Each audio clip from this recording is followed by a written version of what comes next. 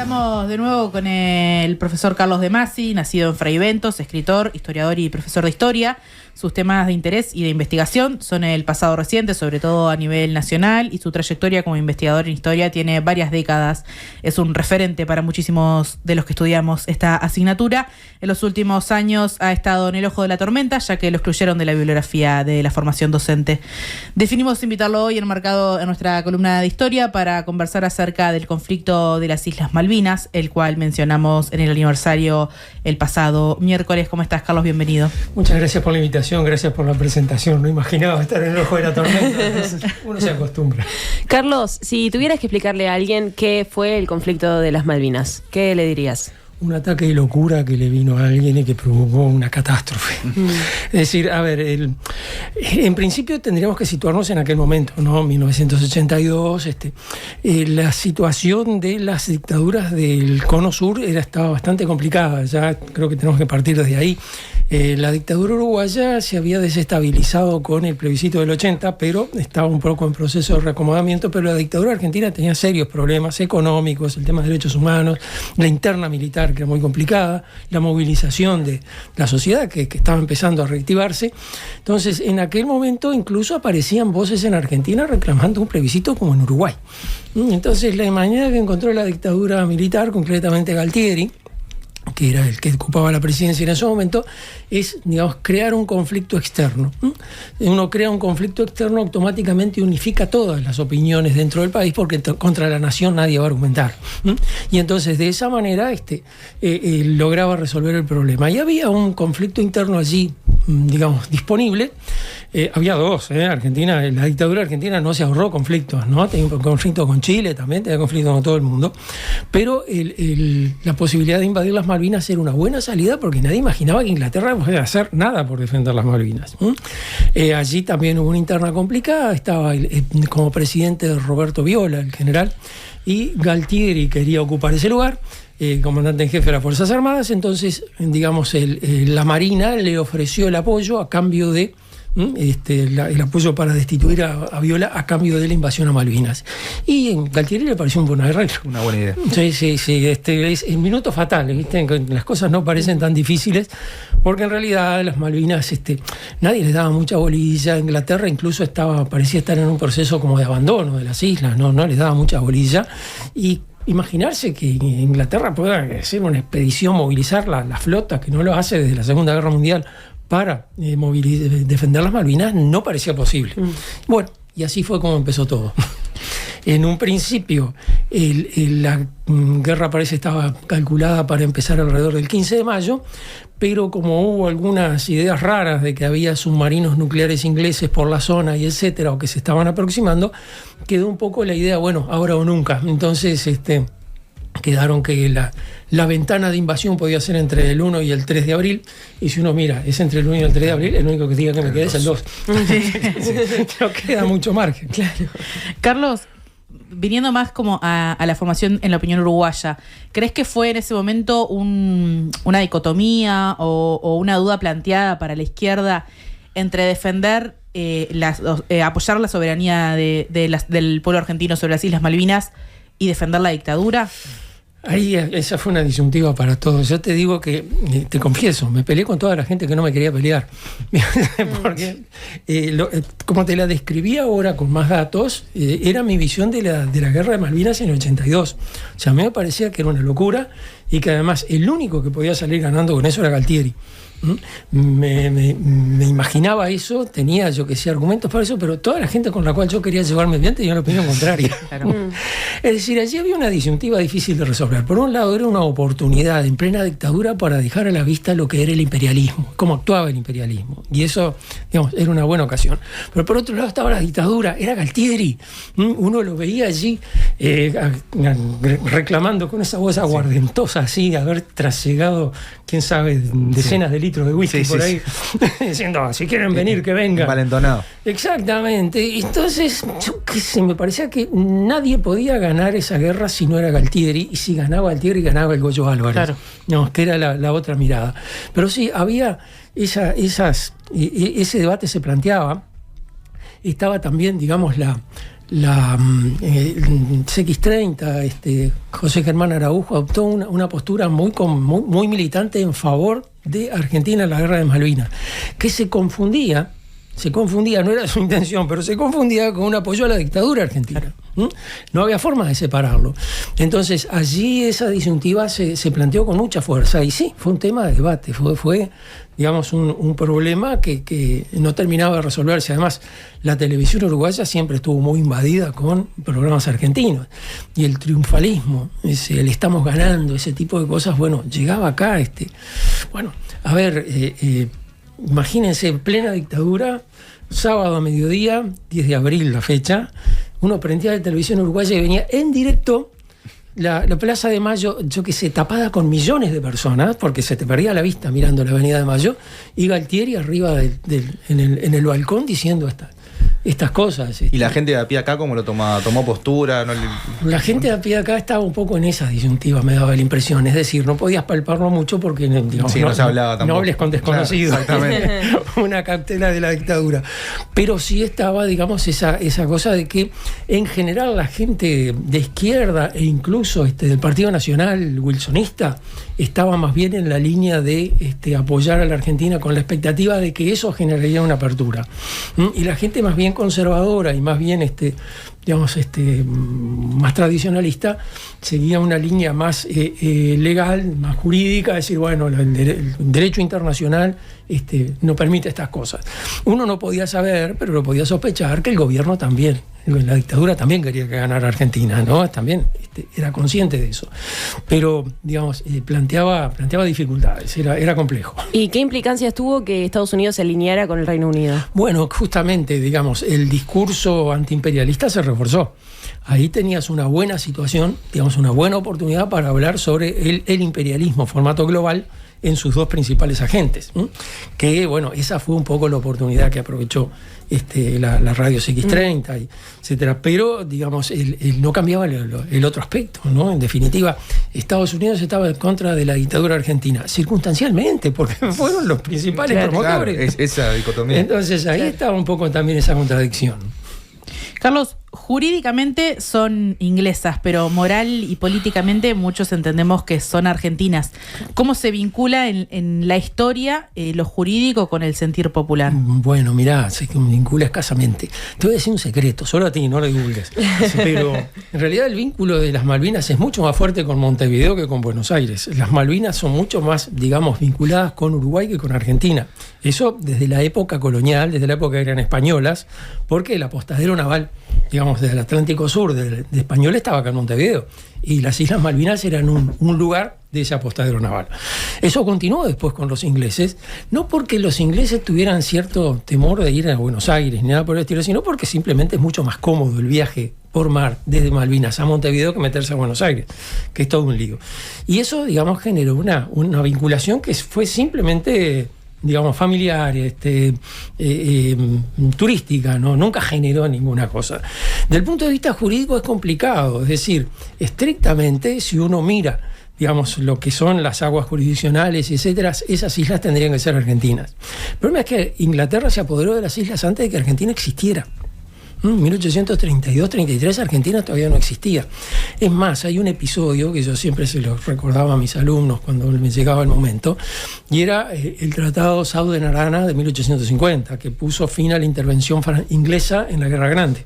Inglaterra estuvo en guerra con Rosas, perdió la guerra, firmó una paz, y en esa paz no se menciona las Malvinas. En esa paz se dice, bueno, que tiene que ser una salva de 21 cañonazos del pabellón argentino, reconocer una serie de gestos honoríficos, etcétera. Después, por supuesto, cuando el tratado llegó allá, Londres no lo reconoció, y con eso, digamos, es como que no existiera, pero lo cumplió. Típico de esas situaciones, salí del problema localmente y después salvar la imagen haciendo de cuenta que no existió. Pero ahí no se menciona las Malvinas. Incluso uno mira toda la historia y dice, bueno, el tema de las Malvinas es más un tema del siglo XX que del siglo XIX.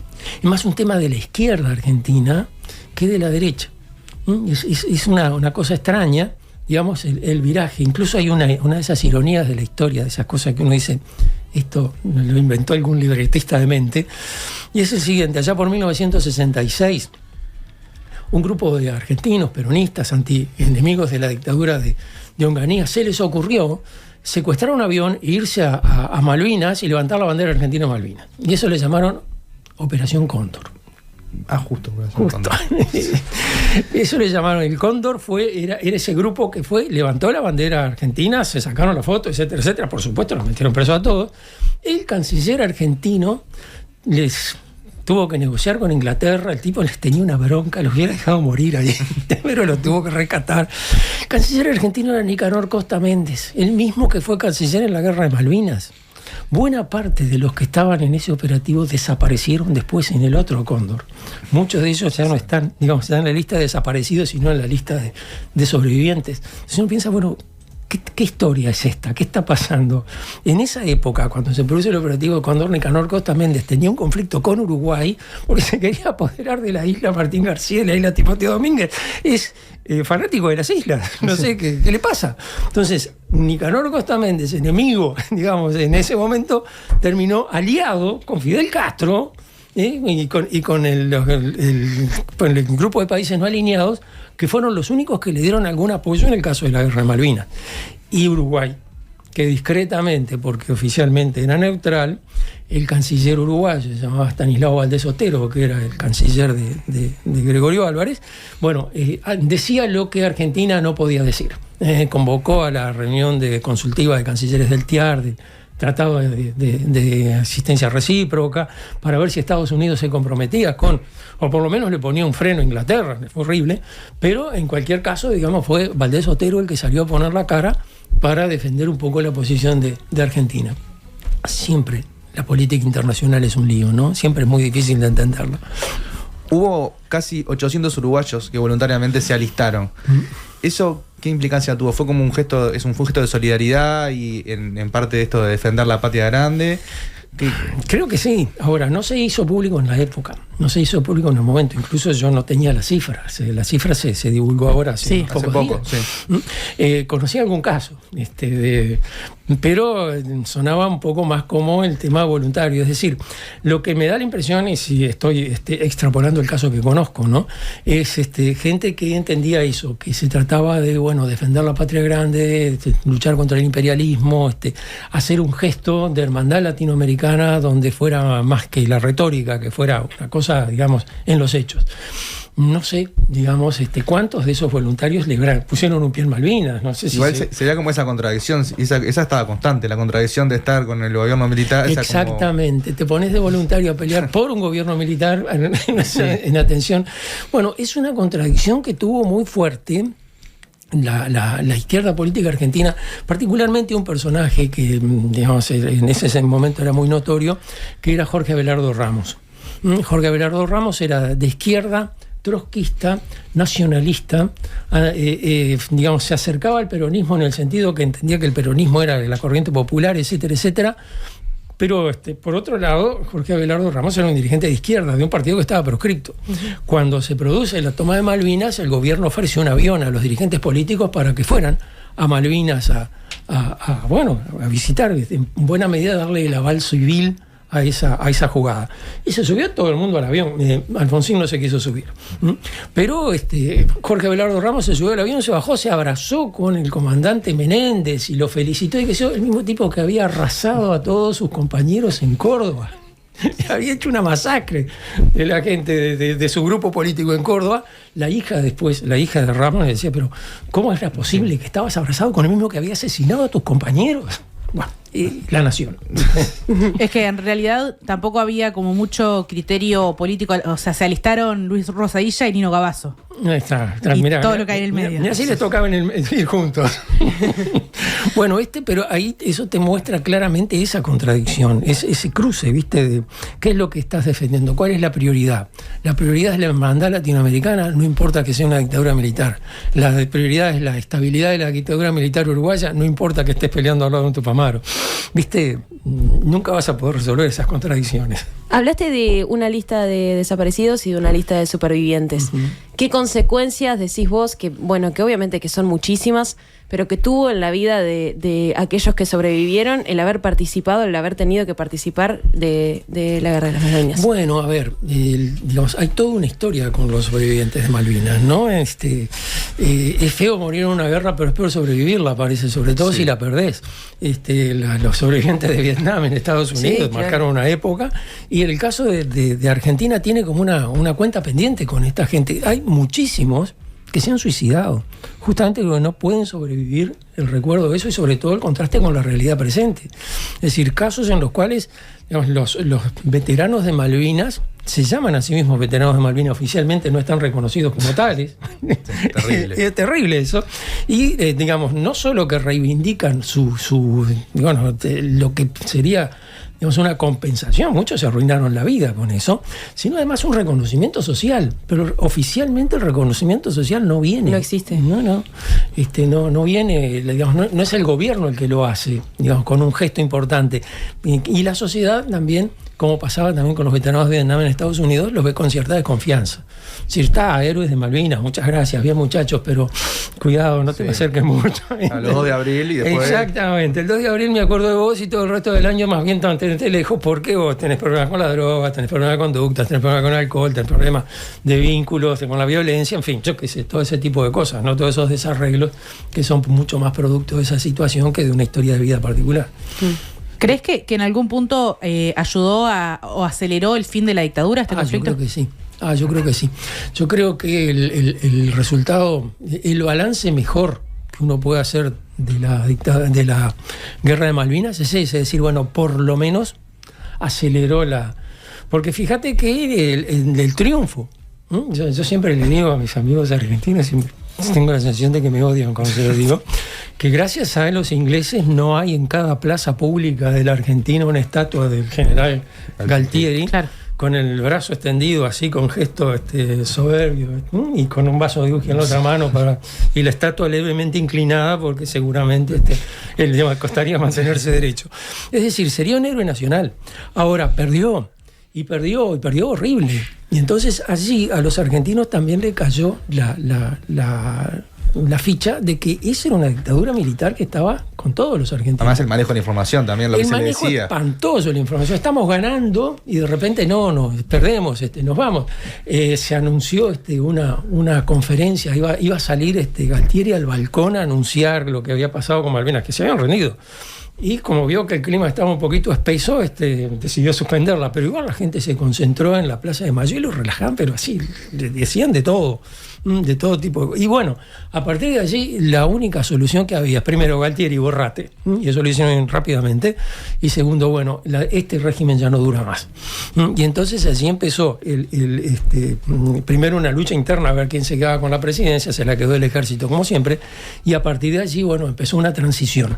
Y como hay tanta vinculación tan estrecha entre Argentina y Uruguay, una cosa tan directa, bueno, esa transición empezó a incidir acá, y en buena medida los tiempos empezaron a emparejar. Hay una cosa interesantísima, interesante, que es la siguiente: después de la Guerra de Malvinas se vino un derrumbe de la economía argentina así a pique, es decir, de esas cosas como pasaba hace unos pocos años, uno cambiaba un poquito de pesos uruguayos, se iba a Buenos Aires y se le rendían. Bueno, inflación, así. Era muy gracioso porque en principio de mes los colegas, yo trabajaba en colegios privados, cobrábamos, y uno veía de repente un lunes y aparecía uno con unas pinchas impecables, todo con ropa nueva. Estuve en Buenos Aires y se empilchó. Y bueno, un grupo de estudiantes de sexto año de un colegio estaban haciendo toda una movida para irse a pasar unos días a Piriápolis. Pero en septiembre descubrieron que se podían ir a pasar una semana a Buenos Aires. Así que tranquilamente se fueron a pasar la semana a Buenos Aires. Y volvieron fascinados. Profe, lo vimos a Citarrosa. Estaba Citarrosa, claro, empezaron a venir, todos los exiliados empezaron a ir a Buenos Aires y de acá empezaron a verse. Además, algo que no entendían nada y que claro, es una clave muy difícil de entender. Citarrosa empezó a cantar el violín de Becho, y se empezó a cantar esa del violinista, y la gente lloraba, levantaban los mates y los termos, estaban con la bandera del Frente Amplio de Poncho. Claro, era la propaganda del Frente Amplio de 1971. Con esa fórmula, con eso de fondo, la voz decía, más de 10.000 uruguayos se fueron del país, hermano, no te vayas. Estaban todos afuera, ¿cómo no van a llorar? y estos tipos estaban... No entendían qué estaba pasando, qué estaban viendo, ¿viste? Pero llegó Citarrosa, empezaron a llegar los políticos. En diciembre del 83 llegó Ferreira. Fue una movida impresionante desde acá para allá. Mucha gente que veía a Ferreira por primera vez. Es decir, la transición argentina motorizó la transición uruguaya y en buena medida se emparejaron, digamos, y allí marcharon juntas. Fíjate que el último año de dictadura acá ya es el primer año de Alfonsín allá. Y algo que sin duda influyó en el ánimo de muchos militares para aceptar el acuerdo del Club Naval, lo primero que hizo Alfonsín es meter todas las juntas militares presas. Sí.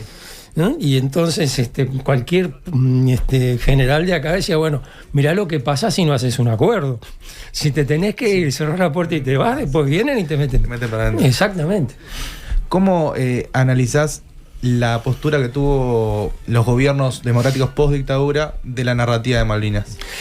A ver, digamos, fue una narrativa compleja. Digamos, por un lado es la nación. Contra la nación no podés. No hay argumento que puedas contra la nación. Hay dos temas que, digamos, uruguayos que vayan a Argentina, les doy este consejo, hay dos temas que no toquen, no hablen del peronismo y no hablen de las Malvinas. La mejor respuesta que puedes recibir es, uruguayo no entendés nada. Si te dicen eso, date por conforme. Porque es un tema difícil de manejar, incluso para ellos. Es decir, por un lado, digamos, está la reivindicación permanente. Pero la reivindicación permanente lleva a ciertos problemas. Por ejemplo, el problema de los chicos de la guerra.